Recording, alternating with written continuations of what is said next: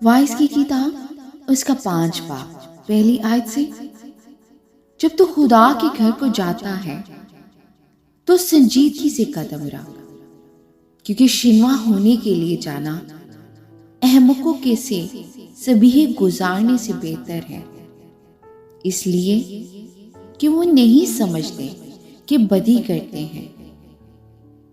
بولنے میں جلد بازی نہ کر، اور تیرا دل جلد بازی سے خدا کے حضور کچھ نہ کہے، کیونکہ خدا آسمان پر ہے اور تو زمین پر، اس لیے تیری باتیں مختصر ہوں، کیونکہ کام کی کثرت کے باعث سے خواب دیکھا جاتا ہے، اور احمق کی آواز باتوں کی کثرت ہوتی ہے۔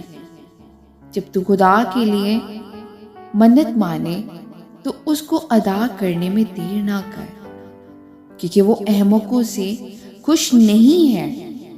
تو اپنی منت کو پورا کر۔ تیرا منت نہ ماننا اس سے بہتر ہے کہ تو منت مانے اور ادا نہ کرے۔ تیرا منہ تیرے جسم کو گناہ گار نہ بنائے، اور فرشتہ کے حضور مت کہہ کہ بھول چوک تھی۔ خدا تیری آواز سے کیوں بیزار ہو اور تیرے ہاتھوں کا کام برباد کرے، کیونکہ خوابوں کی زیادتی اور بدالت اور باتوں کی کثرت سے ایسا ہوتا ہے، لیکن تو خدا سے ڈر۔ آمین۔ خداوند کی زندہ پاک کلام کی پڑھے اور سنے جانے میں اس کی برکت و خداوند کا شکر ہو۔